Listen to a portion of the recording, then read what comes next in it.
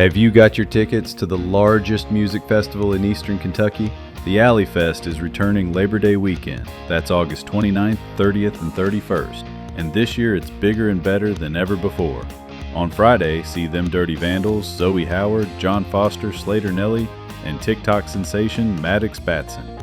Saturday features Brady Robinson, Troy Burchett, Jordan Smart, Wicked Peace, Jack Marion, Tyler Hood, Rachel Bayman, Luke Trimble, Abby Hamilton, Grayson Jenkins, American Idol winner Noah Thompson, and Nicholas Jamerson and the Morning Jays. And on Sunday, we have Brady McCown, Emma Hansman, John Thomas Moore, Moonlight Mile, Braden Mullins, Corduroy Brown, B. Taylor, our buddies the Kentucky Headhunters, Cole Chaney, and three-time Grammy Award winner Old Crow Medicine Show. Alley Fest has a new home at Archer Park in the Star City, Prestonsburg, Kentucky. This year, the Alley Fest offers on-site camping options, including primitive camping, car camping, and RV spots. All camping is walking distance to the showgrounds. Tickets and camping passes are going fast, so get yours today and don't miss this unbelievable lineup. For tickets, VIP passes, camping passes, and more information, visit www.alleyfestky.com. That's www.alleyfestky.com. Welcome to Behind the Shed. On this episode of Behind the Shed, we have Harold Shedd, Russ Zavitson, Brian Rawlings, Wade Smith, and we're thrilled to welcome Mitchell Fox, an accomplished artist-manager whose career has spanned legends and trailblazers alike. From guiding the Southern rock powerhouse, the Kentucky Headhunters, to working with the iconic Led Zeppelin, Mitchell brings a wealth of stories and insights from inside the music industry. We're excited to go behind the scenes with him today. Let's get to it. Well, we're so fortunate to have Mitchell Fox with us today. And I'll introduce Mitchell, and then Russ, you can tell our audience about the other special guest that we have with us today. And but Mitchell, we go back to the 80s also. Mm-hmm. The beginning of the Kentucky Headhunters career.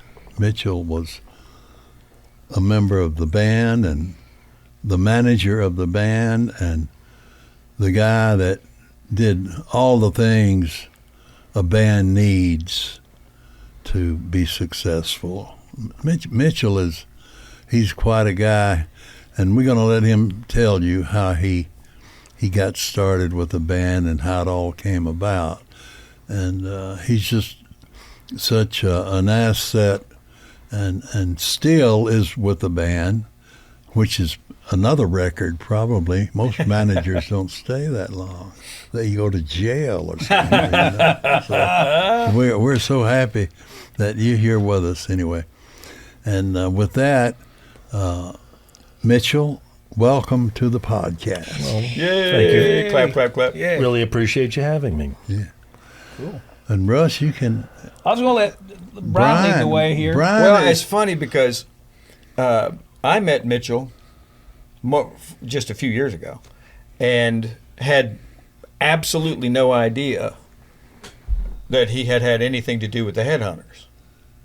I met Mitchell, and I was with a couple of guys. We had a little consulting company called the Back Porch Group, and we were talking to Mitchell about a really good idea that he had for some music technology that would help bands would help artists. I don't want to just say bands, but would help artists and managers and people that were touring, etc. And so it was an information technology based thing. And so I had this meeting with him, and they're telling me before we meet him that Mike was telling me, he was like, "No, Mitchell, he used to work with Led Zeppelin and the Kentucky Headhunters." Yeah. And I thought those are the two most disparate things you could ever do in your entire life, is work for anything to do with Led Zeppelin or the Kentucky Headhunters. So anyhow, that's how I met Mitchell, and why I wanted to hang out today and hear how you guys got to know each other, because that is a really good backstory to a guy that I met in a completely different world, and then knew him because he owned a restaurant, which literally was right across the street. Wow. It's that restaurant right there. Wow. That's now an Asian street food place. And so I knew all these things about Mitchell. And then we were all talking one day, and it was like, oh, yeah. And then Mitchell also an originator of the whole Headhunters experience. So I didn't know that. He said, well, he's got to come be on a podcast then, because that's what we do. That's exactly right. Man, you got to start. You got to start though before the Headhunters. Yeah, tell us Yes. how you got involved with the Headhunters. I know you were doing other things with other artists. Yeah, I was fortunate in the mid '70s. I'd been working with Ron Delsner in New York, who's a concert promoter up there. Started out at the Schaefer Music Festival in the Park, and then we opened up the Palladium, used to be the old Academy of Music, down on 14th Street. And I'd be kind of like at the Garden, Felt Forum, Palladium, doing any number of different shows. And then around September, October of '75, a friend of a friend, which is the nature of the business, knew the attorney for Led Zeppelin. So that person said, listen, Mitchell's looking to get out of the concert business. He wasn't really happy about having to be relying on the weather. Unfortunately, the people at Bonnaroo know about that this weekend. No kidding. So I went to go see Steve at the Newsweek building on 49th and Madison probably half a dozen times, and he'd send me out. He sent me to Howard Bloom, who's an old PR guy. Again, this is, 40, 50 years ago. And kind of went to a couple of different places, and for some reason I just didn't really make a connection with anybody. And one day I'm going to meet with Steve, and I'm walking out of the elevator, and the girl's going, basically going, I quit. Passes me, I get out of the elevator, kind of look around, and he looks at me and goes, you want to work here? And I went, well, what would I be doing? He goes, well, just about anything we ask you. And I went, well, sure. And unbeknownst to me, when you used to go down the hallway to Steve's office, his name is Steve Weiss. Stevens. Plural. Exactly. I knew Technically, Stephen well, yeah. H. Weiss, actually. Stevens H. Weiss. He represented everybody from Jack Parr to Jimi Hendrix and Jeff Beck, and then ultimately represented Peter Grant and Led Zeppelin, and that became Swan Song Records, and they signed Bad Company. Anyhow, I started out in early '76. I did the Song Remains the Same soundtrack, and then the world premiere of the movie, and then we did a couple of Bad Company records, did a couple of Dave Edmunds records, we did a Pretty Things record, and sometime around, I said late '78, I'm up at the front desk at 9 o'clock at night on a Friday night for no apparent reason, and I get up to walk out, and the phone rings.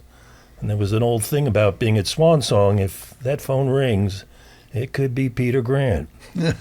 So you pick it up, and this guy starts talking to me in a language I didn't understand at all. And it was Richard Young calling from the practice house, which ultimately years later I found out was in the middle of a 2,000-3,000 acre farm that they had. It was where they went to practice, where they basically, worked up their music.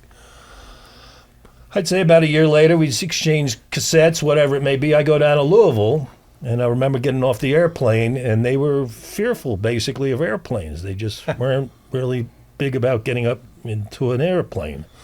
So I remember getting out of the airplane, walking out front, and I could see down the runway a guy with a white flag going like this. I went, all right. So I go down there, and it's Richard, Fred, and a couple of the guys who worked with them. One thing leads to another. I see them at Soundstage up in Louisville. And for whatever it was back then, they were really a three-piece with a singer. Yeah. Richard really fronted the band. It was really, if you will, a four-piece because it was two guitar, bass, and drum. And it was Fred, Anthony, his cousin, Richard, Fred's brother, and then Greg Martin, who's the other cousin.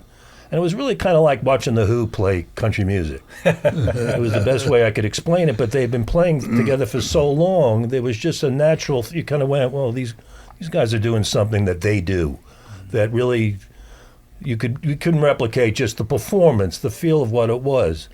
One thing led to another, went into their practice house on a little cassette recorder. They put down 4 or 5 songs, and I went over to London to play it for Peter Grant after the '77 Zeppelin tour, and I spent 10 days waiting in Blaine's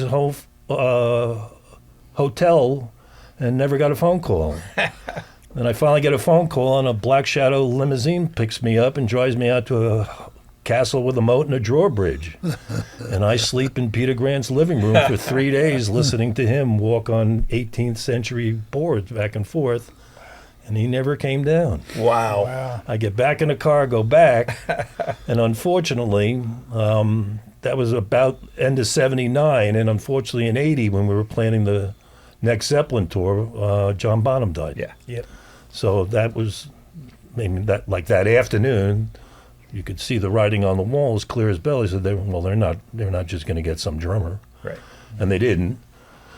So it was actually at that point, because we was distributed by Atlantic and Warner's, they offered me a gig over there, and somehow or another, Richard just, in Richard's country way, just went, you should manage us. And I went, okay. And for the next 10 years, I brought them back and forth between Nashville and New York. We played a place called Tracks on West 79th Street. And it was always 2 country for rock and 2 rock for country, whatever town we were in. We got him deals with Acuff Rose writing, so Richard would be writing. He'd come down here. Basically, again, if you knew Richard Young, you can't find anybody that didn't really like Richard. And a hellacious songwriter, really very, very, very talented. We couldn't get arrested one way, shape, or form. Tom Long, who was one of the people Richard actually met, it's a song guy. And Larry Shell, who was one of the preeminent song guys in town. Absolutely. We could set up a showcase at Douglas Corner. And I said, we're going to get Harold out. I went, well, if you can, and I knew of Harold. I mean, who didn't know of Harold? But I said, if you can, and the way I kind of heard it was kind of like the van pulled up, we kind of threw him in somehow or another. I'm sure that's a little but telltale. That sounds like Larry Shell's version of that. But we went in, and as Harold has explained to me, he actually really didn't come really to specifically see the Headhunters, but they played up there, and even the way Harold puts it, he goes, they're kind of they used the phrase, they're an ugly-looking bunch of guys. Well, it ultimately actually became their claim to fame. Yeah. Because that's really when CMT started happening. But anyhow, Harold sees the band, and he walks over to me, and I just shared this with him. He goes, hits his chest, he goes, bass drums lead singer. And I went, okay. I said, what does that mean? He goes, you got a drummer and a singer. We're going to figure this out. Right. And one way or another, he got a couple of the people from New York down because there was, rock edge to the whole thing. But more specifically, Harold took what would be considered a very unusual chance on a bunch of renegade guys from South Central Kentucky. We had a record done already. We had 8 tracks done. He said, it's a little bit of money, go in. We did All Lonesome Me, and I forgot what the 10th track was.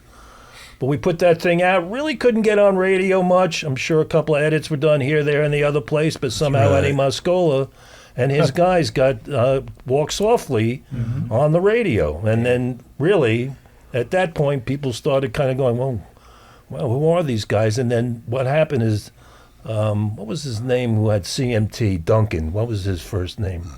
Stan. Hitchcock. Yeah. Stan Hitchcock. Yeah. Well, we made a video with this guy, John Miller, who's a USC film guy and had come to Nashville, Jersey guy, so I could at least relate to him. I could at least understand what he was talking about. And we did a video for Walk Softly up at the farm. They put that thing on TV. I think within probably 6 months, we were doing 30, 40, 50,000 records a month. And then over the next couple of 3 years, we sold close to 2 million records. Yeah. So everybody and we really didn't. I mean, All Lonesome Me went to like top 10, but Dumas Walker and Walk Softly, maybe top 40, which still was formidable. See, I would have bet number 1 records. They played like big records. They oh played my God, like they hits, played like Yeah, big Dumas records. Walker was really powerful. Yeah. And still is. It's one of those evergreen songs. It's just kind of one of those songs. And really, that was one of those songs, believe it or not, they wrote on the way to the studio. Yep. Come on, we'll just knock this out, because there was a guy, Dumas Walker's a marble champion up in Kentucky. So they used to go, that's where they used to go get packaged goods, if you know. As it were. Yeah. And There is a back room. there is a back room. So they We wrote did the about- video there. Also. That's right. Yeah, That's yeah. right. Yeah. And we obviously, everything that Harold and Paul Lux and Eddie Muscola and his staff did, word was out that there's this band you got to hear. And then, which really was the closer, I think, a lot of that, and wait till you see them live. So we got them on the telephone, called every small radio station in the country. We didn't call any of the big markets, really figured, let's surround the big markets, because they really talk that small town talk. Sure. And again, if you could hear Richard Young on the phone, he'll sell ice to an Eskimo. Right. He just will. And they did. So I was sharing with Harold, they're still touring now 40 years later, and most of the places they play are the county or state fairs in those small towns that they called 40 years ago. They've basically just stayed true to their call, and they're family. And I've been around them, I don't day to day anymore, but we're owners. I was never a commission manager, so we became. They said, if you're going to do this, you're going to be part of the family. Right. Wow. The rest is, as they tend to say, is history. Right. Yeah, man. Amazing. Boy, what a great concept. You don't hear that story very often in the entertainment industry. That's a No. great one. Stayed together and kept doing it. That's cool. Yeah. That's way cool. Yeah. Man, I can remember you mentioned the radio thing, and we mentioned this one time on the show. I was working at the music mill during that period of time for Harold, and he came in one day with the cassette of those and was going to play it for me. And we put it in and started the cassette up, and he said, turn it up, and I did, and I said, shit, this is ZZ Top singing country songs. I'm going, shit, this is really good. And I said, I said, man, you think you can get this on the radio? He said, I don't care. Just tell me, do you love it? And I said, hell yeah, I love it. We turned it up and listened. Who would have guessed? And I learned a real valuable lesson from that record. It's like, just go right here every single time. That was, boy, what a success. Yeah. Golly. What a great record, that first record. Second record, too, but man, unbelievable. Well, listen, I think, when you look back and then reflect to where we are now, the fact that Harold took it upon himself, again, in tandem with, a staff that he had down there, that vote of confidence for a town like this, Yeah. everybody went, if Harold's going to sign it, I don't know what it is, but there's an it factor in this that he hears or feels and has seen now live. And then we did, the radio conventions and stuff like that. And really a lot of the places that still wouldn't play the thing, they walked out of the place that just went, man, I don't know what that is, but somehow or another we got to get that thing on the radio. Yeah, man. And but it was a vote of confidence from Harold. I mean, I'm not saying that's because Harold's sitting here. Sure. That carried, obviously, with his history even at that time, that's like instant credibility on the street. So absolutely. we had the benefit of that, and then the boys could deliver. Yeah, man. That was it. And also, to me, with you hanging with the band that long and believing, Yeah. there's something to be said big for that too. I believe in this, and we're going to Absolutely. do it. And I had no idea you'd been there for all those years before all this stuff happened. I don't know the story. Obviously, I do now, but that's a pretty big deal. How long was between you starting to manage and Harold's deal? 13 years. Golly. 13 years. That's Yeah, pretty we amazing. tried everything. We played everywhere in Nashville. Well, there was one place, there was this guy, JP, Jimmy Poulos up in New York, had a place called JP's on the east side, but he had a rock club called Tracks on West 72nd Street. It was like the kind of underground rock club. In fact, Jimmy Page used to kind of, like when they were in town, he'd ask, come on, bring me down to Jimmy's place. Wow. So I went, all right. So, back then you didn't really it was rhetorical when he's saying, would you? Yeah. They went, sure, I'll be right Yes. with you. We're going to. Yes. Yeah. Did you guys ever consider going, man, it's been 5 years now. It's been 6 years. Did you ever get completely distraught and say, man, we've been doing this long enough? Was there ever any talk like that? No. Good. That's cool. I could honestly, no. It Good. was, I was living up in New York. I was managing restaurants just to make ends meet. I worked for Sid Bernstein for a while. We had a #1 with Laura Branigan. Yeah. We had a #1 with this kid Howard Johnson on an Remember R&B that? on the R&B charts. And the Brannigan thing was, like That was big. Yeah. really big in Yeah. its day. Yeah. And I was lucky to at that point had worked with Peter Grant and Sid Bernstein. So as far as a resume is concerned, people just realize, well, you must be doing something right. Yeah. Yeah. And my dad would say, getting a gig's one thing. He says, keeping it's another. And I was fortunate enough that they really, and again, Laura Branigan in her day, Yep. that was a huge hit. Yeah. So That was a huge. yeah, but I had that, and then it was really just Richard. They would send me songs every now and then. Again, they was just house. I set up a couple of room mics in that practice house. But Anthony, the bass player, he knew how to just set those mic ups somehow, so he got that live sound. So they would just send songs every now and then. I went, oh God, man, I gotta figure this out somehow. But then it was really. Greg went on the road with Ronnie McDowell, and he met Doug Phelps, the bass player, and they would kind of exchange ideas. And then one day, Greg kind of said, you should come on down. Anthony doesn't want to play bass anymore. He's going to take a gig. Why don't you join the band? And then he was there maybe 2 or 3 months. He says, I got a brother who sings pretty good. So I said, all right, we'll bring him down. We, they called Ricky Lee, and they went to the practice house, and evidently, literally within hours, they went, all right, well, We're gonna do I guess this is the band. Right. And again, when brothers sing and harmonize, there's something unique to that experience. There he is. So it was really kind of a rock and roll band with bluegrass singers. Yeah. Between Walk Softly and I forgot what the other Bill Monroe song were. But I remember Bill, after the first record started selling a lot, he called us in. He just went and goes, you all did the right thing cutting that song. And we kind of went, well, thank you, Mr. Monroe. Again, they knew and grew up around these icons, and I was familiar with them to a certain extent, but not to the extent that they were. So just being called in and stuff like this.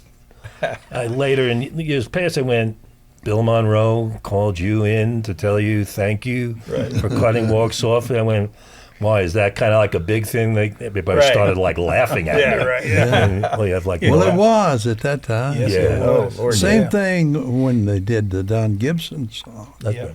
Don was there for and I don't remember, maybe we had a gold record along during that time. Mm-hmm.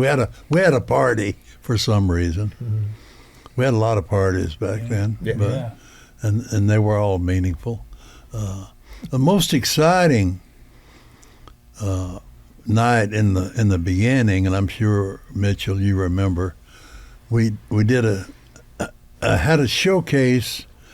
I don't know if they had won the CMA Band of the Year or the record had gone gold or platinum, but it was a great reason for a party, and we rented the old cannery downtown, and we invited 300 people, and lo and behold, 900 people showed up, and it was one of the most Yeah. exciting nights of music. Ran out of slaw By the burgers. Headhunters. Ran out of slaw I mean, it was just Kind of sad. and they had that thing, you Yep. know. People wanted to see them. Yep. Is that when you rented a semi truck or something, and had paraded it up and down Broadway? That I think that was during CMA week. Maybe. Might have been, yeah. After they had won vocal group of the year or band of the year. Yeah. So when you first heard the music, and I don't know, that's funny. I don't know this whole story. I was around it, but never in it. And you're playing the music originally for the label. Was everybody in from the beginning, or the radio promo guys going, man, I don't know? They were in because even though it was not the ordinary, it was really on beyond that. But the music and the soulfulness, if you'll have it, of the album, the whole, not just the singles, but anything on the album could have been a single. Right. You know, Yeah. it was that good. I know. Yeah, and even when it became difficult to get the airplay that you need to take it on, no one ever gave up on it. You know, we like you were saying earlier, we did a lot of edits and things to try and help, and things that were not always pleasing to the band, and I understand that part of it. But we were doing things that we thought would make it more successful. Yeah. So that was how all of that came about. Well, it worked. Yeah. It worked. Worked pretty well. It yeah. worked. Well, I'll say this just relative to the quote unquote everybody playing it, because it's a cumulative effect of points and spins and stuff like that. And this is kind of telltale about where they're touring 40 years later. The people that played it, they played it. I mean, they played it, wore that's it right. out. Yeah. I mean, We went to Youngstown, Ohio. I remember it was the first place we ever really went, quote unquote, when the record came out and things started, and for whatever reason in Youngstown, Ohio. And to Harold's point, club probably held 300-400 people. And there are like 2,000 or 3,000 people Wow, outside. Just, right. I got to get in. Who are these guys? Right. Yeah. So really, the people who really just did get it, frankly, I think it was a badge of honor for a lot of these programmers. They kind of went, "No, I'm the guy who broke that in Youngstown, Yeah. Ohio." yes, Right. yes. Yeah. They really did. And then, by the way, overnights, I'm sure a lot of trucker guys and stuff, all of a sudden, come on, we'll play Dumas Walker 3 in the morning. Then all of a sudden, they start getting calls from truckers 3 in the morning, when, we might be onto something here. And so, but really, it was, frankly, to Harold's point, it wasn't an easy thing to swallow. But I think once people actually got hip to what it was, they went, well, I'll have more of that. And then they just, and again, the thing we always had in our back hip pocket went, wait till you see them live. Yeah. Yeah. Because they can, as good as that record is, they can turn it on stage. So You and I came to, what was it, the 30th anniversary at Basement East. Right. Yeah. You were there. We all were hanging out there Yeah. watching the band again at that 30th anniversary. And I don't know that I ever paid any attention to a live show all the way through of theirs until I was at that show. And I was like, well, 30 years later, these guys put on a great show. So, I mean, they're really, really talented. Yeah. Yep. And I just never thought about it. I love the records, so I didn't pay that much attention. But my God, they can still play. Man, they're all really good players, to his point, and He's a great Southern rock act. yeah, man. But it's like seeing Led Zeppelin playing country music almost, or any of those bands. It was that kind of thing that we all grew up with. Yeah. That nobody'd ever done before. They Stuck out. They took Spirit in the Sky. I remember. That's a Headhunter record. Yep, I remember. They had that ability. What was that? What was that story about that song? Didn't you have to fly somewhere and have a talk with them? Yeah, we had some conversations. Here and Richard there, told yeah. us that. Mitchell probably knows more about that. that's probably a Richard story. Let him Yeah, tell that. yeah, Let yeah. him tell that one. I always thought it was cool, even the thought, that as much thought as they put into videos. I'll never forget after they broken, and it could have been the second or third single. When was Lonesome Me? Was that second? That's first record. Oh, that was first one. record. That must have, okay. Well, the video, you said that they had said, you know what the lonesomest animal is in the world? You told me this story, maybe I'm not remembering it right, a pig. And didn't they have it was in a pig yard and pigs running around? That's so how that's why they the did front that. of it, the Yeah. intro to it. Yeah. It's them on Yeah, yeah. stage Yeah. in front of a pig lot. Right. And it's literally just the pigs sitting in. Yeah. They're like 4 bars into a song, and they went, hold on, and they all kind of gather in the middle of the stage and went, I don't think we're at the right place today. That's right. I And they remember that. they pull out the itinerary, and they all scuttle around, and they ended up showing up, and of course the place is packed And of out. course, there was no video like that on CMTV at the time. So They were you know. made for CMT, though. Oh yeah. Well, and to that point, Coonskin hats. as far as and the timing of it all, you could kind of go to Harold. Listen, Harold said it. They were. I mean, Rolling Stone did a 2-page spread on them Right. when the record started really, really hitting. And I think just the headline was, ugliest band in Nashville. It's it big. Right. Yeah. Boy, did they ever. Oh, Yeah. my Not a God. pretty bunch. We hope you're enjoying the show. This episode is sponsored by PopChevy.com, Paintsville Tourism, Wild Bill Fireworks, the Kent Rose Foundation. It was amazing the following they had. Yeah. Dennis Hopper was at every show in New York. No where we kidding. were in that area. Wow. Yeah, you know, like people like that love the Headhunters, you know. Yep. Amazing. And so on the first record, did you guys ever? Was there any stations that held out? There's always those stories. On Well, records. there was a It couple. said, I'm just not going to play this. Actually, we did, on the first one, we did make an edit.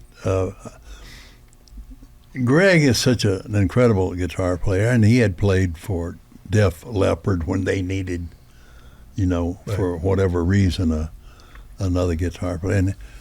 And he was like one of the Def Leppard guys playing country music, you know. So radio, we got some feedback that was not all positive because of the rock and roll guitar. Sure. So we did make a slight edit on the turnaround, I think.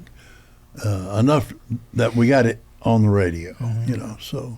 Well, that was Skinnerd. Greg played with Skinnerd. He played with Skinnerd, sorry, That's I'm right. No, sorry. that's right. I was trying to figure Leonard where Skinner, That's not- right. Yeah, not Def Ed Leppard. King hurt his hand, and sorry. they called Greggy Yeah, up to my play. mistake. Yeah. No, that's Leonard fine. Skinner, yeah. Now, were they always called the Kentucky Headhunters? Well, originally, initially it was called Itchy Brother, which is evidently is a cartoon character from the 50s or 60s. Yep. It's Unbeknown. your brother and Biggie Rat. Well, there you go. There you go. And then they were never heard actually of just it. called the Headhunters initially, and then we found out that Herbie Hancock had called his band the The Headhunters. Headhunters, so we had to change it. Somebody, I think it was Harold actually, or somebody just kind of went, well, why don't we just call them the Kentucky Headhunters? We went, okay. Yeah.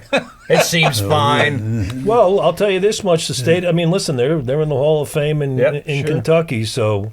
I mean, there was a real badge of pride Sure. that state took. It was almost like I've actually 30 years later, I've heard from people still to this day. It goes, they brought a certain amount of musical pride to the state of Kentucky. Absolutely.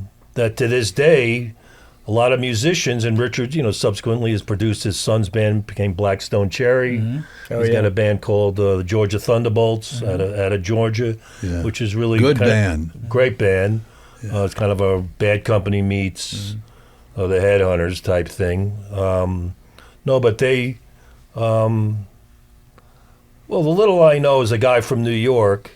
Kentucky is a kind of occupies a somewhat unique place in U.S. history. It does. Never really committed south, never really committed north. Kind of was like a go-between. Well, which one is it or isn't it? And that's the cursory understanding I was ever given, because I'm not from south of the Mason-Dixon line. So, Well, there's things we can't tell you. that's right. I was born in Kentucky, and so was Wade there. So. Yeah. We have secrets. And Yeah. and to a greater When extent they than say not, they- I kind yeah. of go, that's okay. Yeah, It's exactly. better not to know. Yeah. But when I would travel around after that, that's what people related Kentucky to the Headhunters. Yep. Because that's Yep. all they knew in Montana about Kentucky was the Kentucky Headhunters, Kentucky Fried Chicken. Yeah. Daniel Bourbon. Boone. Yeah, Bourbon, maybe. Yeah, maybe. that might have But been it wasn't then. as popular back Wasn't then. as big a deal back then, yeah. And now it is, but not then. Yeah, it's even then. No, Kentucky needed the boost. Yeah. You're correct. It was helpful. Yeah, we grew up not knowing whether we were Yankees or Southerners. And a lot of people don't realize that, Billy Ray's from there, Chris Yep. Stapleton's from there, Loretta Lynn, Crystal Gale, Dwight Yoakam. There's a whole slew of them. Yeah, the Judds, Ricky. The Headhunters, there was no doubt. So yeah, Yeah. they stuck out. They were totally different. Yeah, that's No, and since then, Sturgill Simpson's from there. That Tyler Childress kid, I think he's from there. it's a bunch. Yeah, we have 23 artists that sold over 1 million albums within 60 miles of my house. Yeah. Really? Well, there you go. There's nothing else to do. Yep, play music. Drink whiskey, reproduce, and make a record. It's not always in that order, though. Not in that Usually order. Almost drink whiskey never. first. It's almost never in that order. Write Yeah. that down. I have to write it down. It's my biography. Yeah, that's funny. That's I funny. know. It was frightening.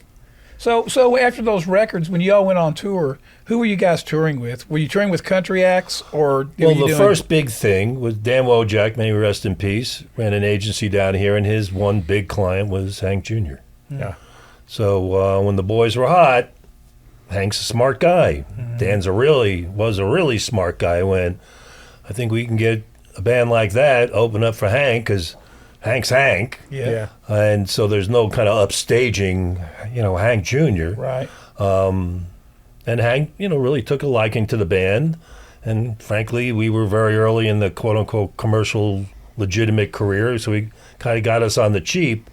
So we did the entire tour. Wow.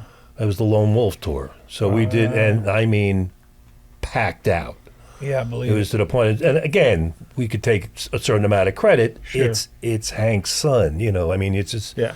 that's a whole different He was stratosphere. he was just a different level of hot right in that stretch too. I mean, that was something. Yeah. But I think he was smart enough to know that he wanted to get an act open that could Oh, put some yeah. butts in the seats. Yeah. Too. Oh, yeah. I mean, Dan and I would meet, and again, who's not familiar with the name Hank Williams, and then ultimately, you go, well, this is his son, who's kind of a, if you will, a precursor to what the Headhunters kind of did. Yep. Because you get in front of it, you can't stand in front of his setup. I mean, it's on stun. So you kind of went, well, that's really a rock and roll band playing real country music. Yep. So I think once they got along, and Hank would come out, mid-set. If you know Hank at all, Hank just came out mid-set. Oh, there's Hank. All right, strap a guitar on him, let him do whatever he wanted, and it worked.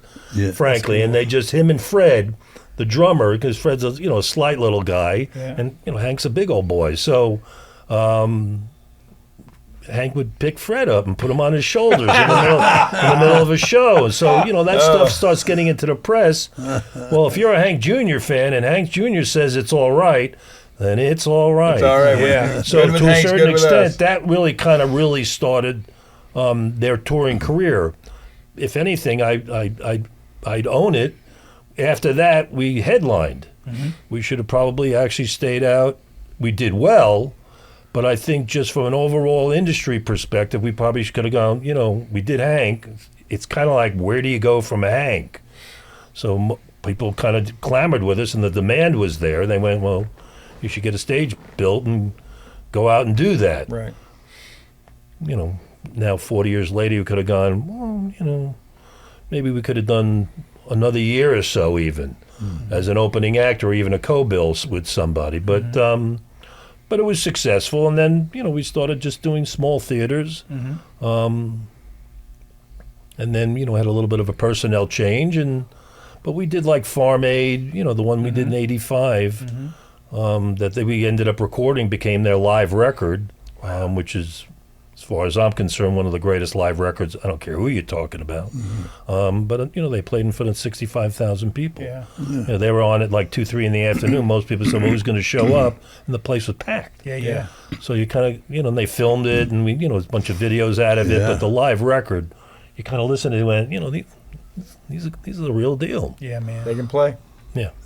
They So during the Hank time, did you hang out with Merle Kilgore any? Oh, it became very Merle, and I liken this to relationship with Harold. Merle called me in, as Merle can do or did, and he said, he kind of gave me the lay of the land. In fact, one of the initial people I met, this was after getting Richard a deal over at Acuff Rose, was Wesley Rose, and he called me in, and I don't know who these, I don't know who these really who they are. I know what they represent, but I don't know them personally, needless to say professionally. And I remember sitting down with him, he said, just sit down, Hank, just listen to this. And he was on the phone with Dreg Chenault's programming people, about a couple hundred stations. Wow. And there's Wesley Rose of Acuff Rose pitching a song of an artist they represent. I kind of went, well, if he's going to get on the phone and do that, I went, maybe I should be, whatever, in my mindset, I went, I should probably take that phone call next time, whoever it may be. Sure. There was nothing was, he was a record guy who just happened to be a really successful publisher. Yep. But there was that kind of sage wisdom that I got imparted, more specific, because a lot of them, back then, I was a Jewish guy from New York with a big, brusque, loud voice talking really fast, and most people didn't really understand what I was talking about. And he said to me, he goes, you should just slow it down just a little bit. And I kind of went, okay, I'll do that then. No, but coming from a guy like Wesley Rose or things like Harold used to say to me, I kind of went, well, if I can't listen to them, I better just, kind of just give it up. So I was very, very fortunate. And the boys were most appreciative of guys like Wesley, and Charlie Monk was over at Acuff Rose at the time. Yeah. Great guy. People like that, if anybody knows the industry, they called Charlie the mayor of Nashville, or Music Row. Mayor of Music Row. That's so, right. when people like that, and we befriended each other, because beyond the music, if there's a thing, and I think Harold, coined the phrase, you meet the head, they're the nicest guys you'll ever meet. They're just good old boys from South Central Kentucky who will do anything for you. Do it right. Be smart about it, because they're a group. They're a gang of sorts. Yeah. But if you're smart, and again, Richard being more or less the spokesman for the band, these are incredibly articulate teachers. Parents were teachers. Very well learned, really smart people, and they could carry a conversation. And Richard, just like I said, if you say hello, how are you? You might as well just sit back and put the phone on speaker and let Richard go, because to this day, that's pretty much what he does. How fun. Yeah. Up until mid-'80s, Alabama had been, for several years, the band of the year, until the Headhunters, the CMA voted them the band of the year. Could you see, twice, could you see any positive difference in the way things started happening? Well, I think the industry kind of at one point go, we don't really understand what they're doing. We really seem to we now like it. And again, this started with you, Harold. I'm not just saying this because you're sitting here. That type of vote of confidence from somebody who's been doing it as long as successfully as you, it's beyond kind of going, I'm not exactly sure what this is, but somehow or another I should give it a really good listen.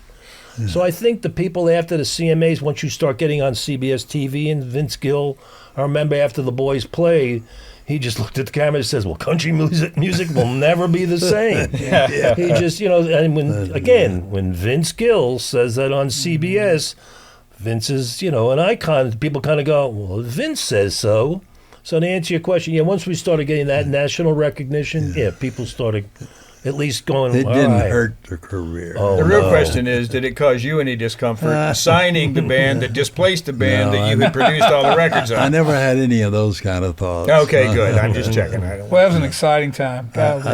It's one of my favorites. Things were changing, and you could see new stuff happening, and it was, wow, what a great time. And I appreciate your kind words too, Mitchell. Yeah, man. Yeah. Your credit to the industry.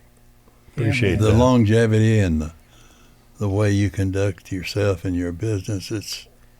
It's refreshing. Well, I appreciate that. Well, I think it's what everybody in music business aspires to, is to I do too, to Russ. be in a partnership that lasts forever, and we all still love each other. How many?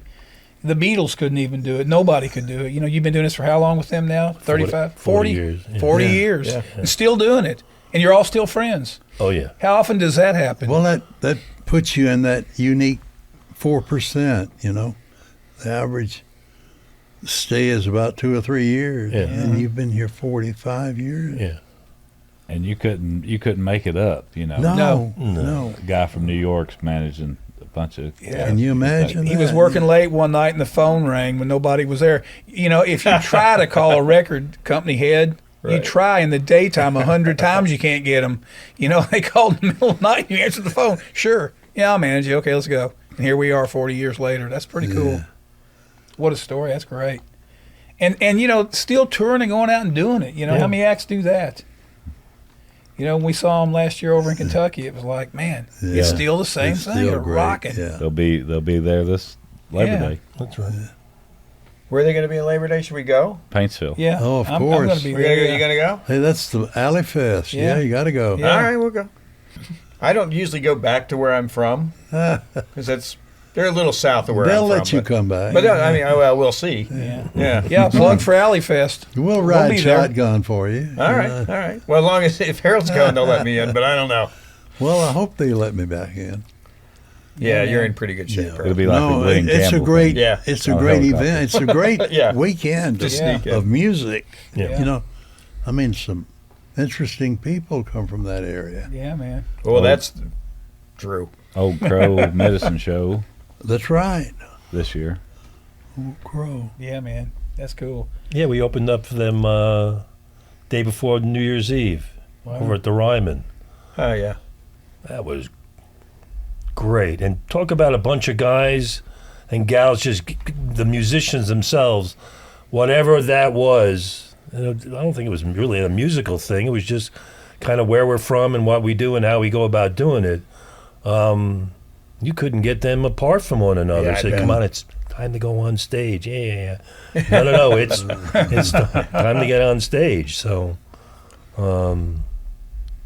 yeah, they're a good bunch of guys. And they're so I've been around them a few times up there with Harold, and it always amazes me how those guys can just be sitting there talking about whatever, and just walk up on stage and just immediately rock Turn it on. stars I mean, instantly. yeah. And 30 minutes before that, Fred's in an antique store looking at That's right. Right. whatever. Wow. That's right. How many dates do they do a year now? About 90, 100. Golly. Maybe a couple of few less now, but up until, last 3 or 4 years, upwards of 100. That's crazy. Yeah. Wow.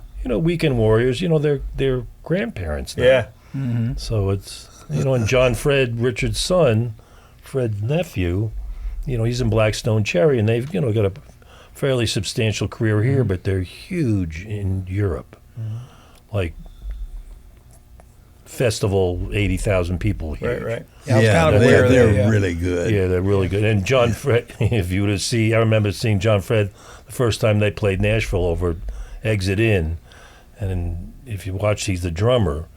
And if you would have watched, it's a four piece, and the drums would literally inch up every song, and they had to pull it back every song.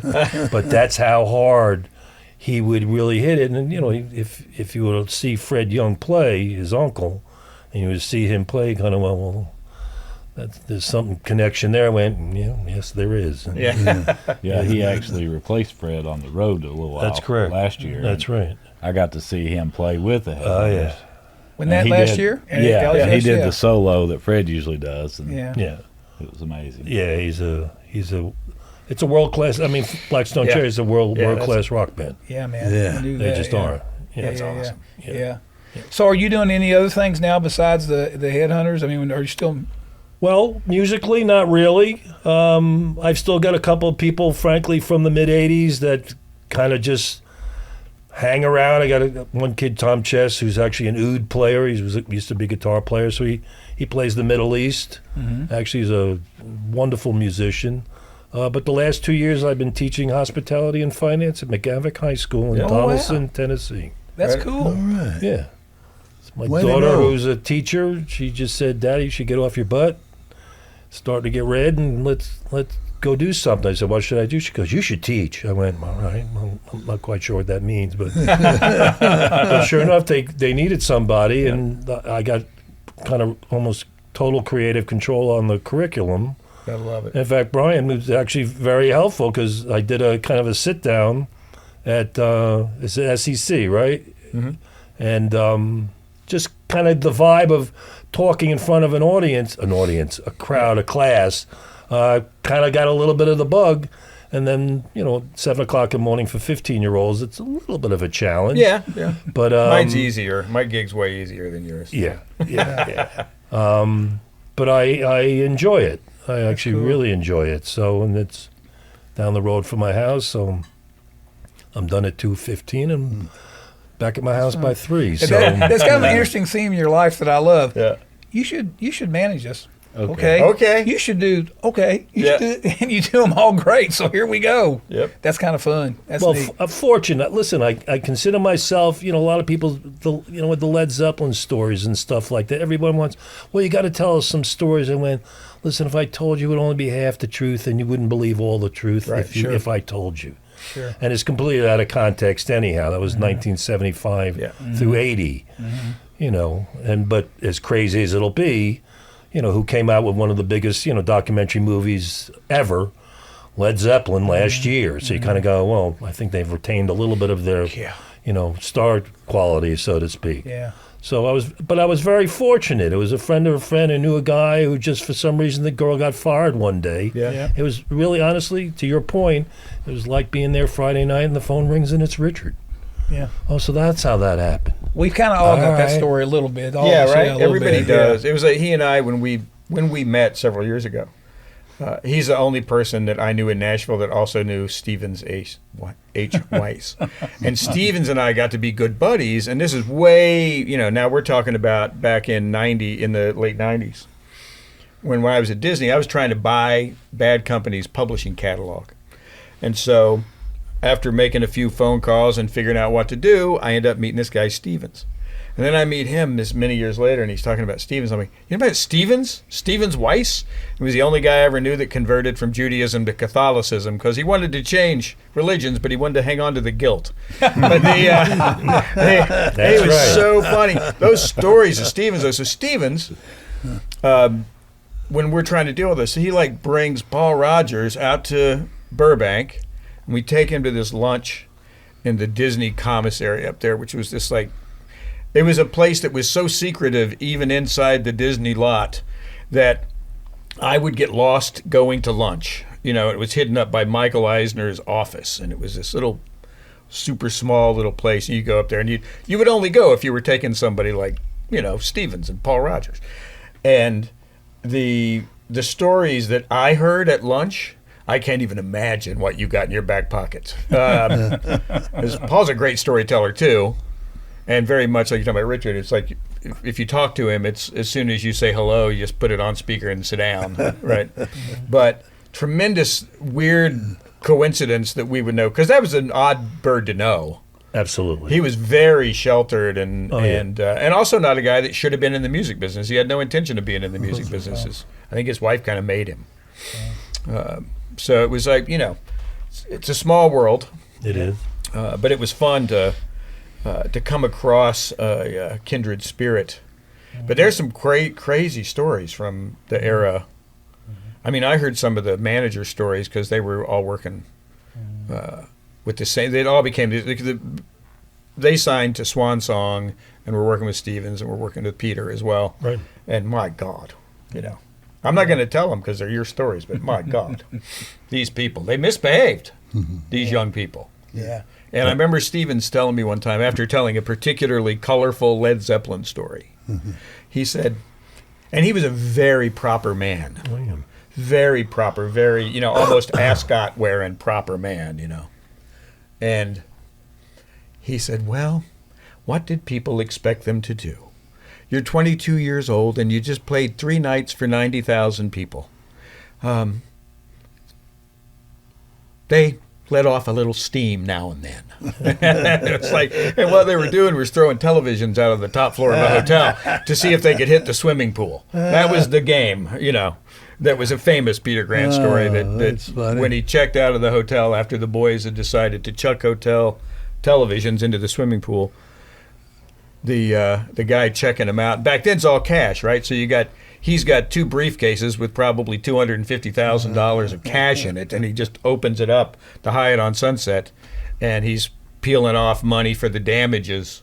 And the little guy working the front desk said, and you can tell me if this is true. I know you've heard his story because Peter loved to tell it, but the guy that was working at the front desk said, I have to tell you, I've always kind of wanted to do that myself. And Peter gave him a couple $100 and says, Hal, throw one on us. All true. Yeah, right? Yeah. It was wild. Now they're flat screens. They go like a Frisbee. Yeah, it's not the right. same. You got to flick them a little. Yeah, you can't get, and you get the wind is different. Yeah, it's probably a whole different thing for rock stars now. Yeah. Yeah, LED TVs have ruined the whole fun. That's how I met Harold too, was because of the throwing Headhunters. TVs. Yeah. But Bruce Ritz, who worked with Harold forever and was a friend of mine, he's talking about the Headhunters was going to come to Paintsville. I was like, oh man, I love the Headhunters. He's like, well, come over and I'll introduce you to them. Right. And he's like, the guy that signed them will be there too, Harold Shedd. So that's how I met Harold. No kidding. Yeah. Well, there you go. After spending about 5 minutes with him, I said, we need to make a documentary Yeah. film about you, You really, yeah. which is how I met Mitchell. Right. Yeah. So Oh, love it. Love it. That's cool. What a great crew. Anything Yeah, else man. you're not allowed to tell about it? Better not tell. Did the boys ever get in any trouble tell it all. that you had to get them out of? Not really. You don't have to tell them what it is. No, not really. All right. No. No. They're just really pretty well behaved. Oh, yeah. Always. Yeah. Yeah. They were kind of adults when they got in anyway. Absolutely. Well, and they're families, so it's one. Yeah. If one knew, then the rest of them knew. Oh, well, you can't do that because it's a reflection on us. Right. Right. So, and if you knew, James Howard and Gwen, mom and dad, these were proper, country folk. They were well-raised country Oh folks. yeah. Yeah. Yeah. Yeah. Well, that's Yeah. cool. Yeah. Any incredibly funny stories or anything that just was, you can't believe this happened? I think the only thing I can say, believe it or not, it's not necessarily music related, but James Howard, their father, who's a teacher, there's some genealogical history that goes with the band because they're the original settlers in Kentucky with Daniel Boone. Wow. Didn't know So that. I would go to their house, and again, I'm just city slicker, just down there. In fact, when they played the show in Louisville, I was supposed to get back on a plane that next day, and either Richard or somebody said, you should come down and eat, let Mama cook you breakfast. Yeah. And I went, all right. I don't know what the big deal is, but we'll go down there. And I had Country Ham for the first time by Yeah. Gwen Young. 8 days later, as I then flew back to New York, I kind of looked around, and it kind of superseded the music thing. It became all of a sudden, wow, these people live in a holler, and they all live on James Howard Young Road. Yeah, right. And the grandmother, Shotgun Effie, which is James Howard's mom, she ran the general store and What's- post office. Her name's Shotgun Effie? Well, they made a song called Oh, Shotgun okay, Effie. wait, Her name okay, is gotcha. Effie Young. Right. Yeah, okay. But they live, quote unquote, when people say where they're from, people say the most recognizable town is Glasgow. But they're really from Edmonton. Right. Well, if you really know, they're actually from Wisdom. Yeah. So, because that's, you make a left on 46, not a right, and all of a sudden you're in Wisdom. Well, you wouldn't know that except for the sign that says Wisdom, because it's in the middle, generally speaking, of nowhere. Wow. So, no, I would say the telltale story is that really how we became quote-unquote family is they kind of put their instruments down. They went, come here. We want to show you how we live down here. Because they had, never been to New York. Actually, if you really want to go to New York, I'll never forget. First time we went, I took the whole crew up, everybody, put them in a bus. We came up. They stayed at my parents' house, which was a high-rise in Battery Park Nice. in Manhattan, overlooking the Statue of Liberty. So, Right. these are things you see in a book in school and stuff like that. So they all, slept on because my parents, great people, may they rest in peace, and they all slept in the living room and stuff, but they'd wake up and they'd look out the window, and there's the Statue of Liberty and the Staten Island Ferry. And they went, we read about that. Well, when we went back, James Howard, somehow they got word out, you should tell Mitchell about our family tree. Well, he sits down with a piece of paper from here to the ceiling, and he writes from him and Gwen, the mother, back to Daniel Boone and George Washington. Wow. And whether it's folklore or otherwise, James was very matter of fact. They went, no, this woman was married to this, to this, to this, to this. And when I showed that to Richard and them, they went, really? And because they didn't necessarily know all of it, whatever. Well, you find out that they didn't have paper in the trip coming from Virginia, so they'd write in the margins of Bibles. And that's how they... Well, they pull these Bibles out Yeah. of the shelf You still heard yours? and read these things. And I went, you couldn't make this up. If, No. No. Not that you would want to necessarily, but you kind of, this is historical folklore. Yeah. Wow. This is history literally in my hand. Wow. So when and I barely knew where my grandparents were from.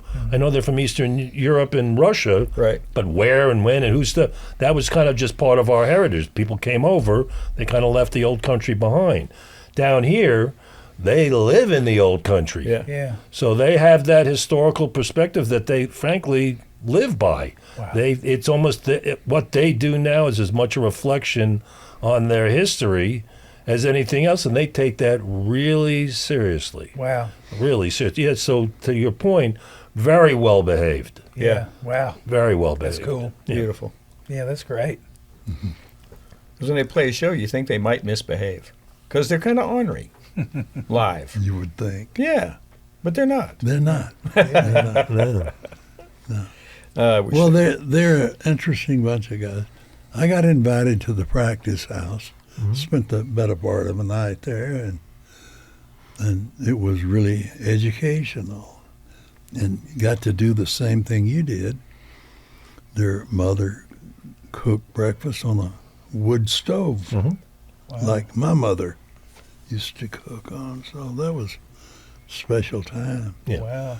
But the Headhunters, and musically, I always felt like they knew what they could do. And we've talked about this, Russ. Not everyone in the business has that ability to know what's good for them, you know, or what they can do. Yep. Like A. Toby Keith knew Sure. what was right for him. Right. Well, the Headhunters, to a degree, are like that. They Yep. know what is right for them as a band musically, Yep. and that's a great thing. Absolutely. And it was refreshing, too, because, you know, in those days, you know, there was a whole lot of, oh, here's a pretty face. Here's a song. Can you dance? Yeah, let's go next. Yeah. And they walked in doing what they do. It was what they were. And it's, you know, I think in those days there was, you know, as you know, there was a whole lot of that. We're going to teach you how to dance this way and do that. And, you know, they were who they were. And that's, you know, that's what works. I mean, that's the real thing's always the best thing, you know. And they sure did it, for sure. And still do it. Another thing about people from that area in Kentucky, especially though, like with outsiders, you know, they once they take you in, then they're very protective. Oh yeah. You know, I'm sure they are of you. You Oh, know, sure. They may be able to call you city slicker, but somebody else can't. You know? That's true. Yeah, Yeah. That's true. you see that a lot. Yeah, man. Yeah. Yeah. They'll poke fun at you. You know. Right. But if somebody else does it, man, they jump Oh, on yeah. you. Yeah, that's a different deal then. Yeah, man. Man, what a great story. I'm so glad I got to get to know you a little bit here Yeah. today, because I don't know why we've never really hung or met, but, you know, I've always known your name and heard it a million times. And boy, the story, of course, I know the stuff from Harold mostly, but, man, what a great story. Golly. Yeah. That's fun stuff. We're so happy that you could come and visit with Oh, us it's today. truly my pleasure. And I Believe know me, Harold. our listeners The will rest of be you guys.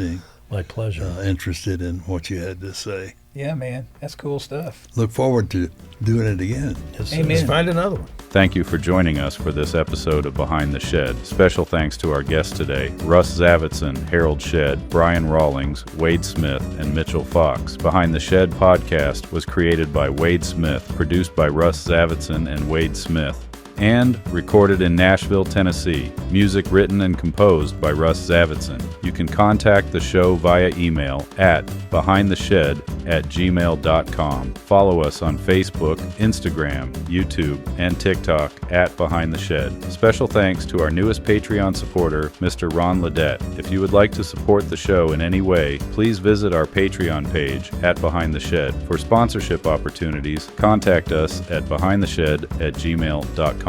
This episode was sponsored by PopChevy.com, Wild Bill Fireworks, the Kent Rose Foundation, and the Harold Shedd Music Gallery.com. Tune in next week as we go behind the shed.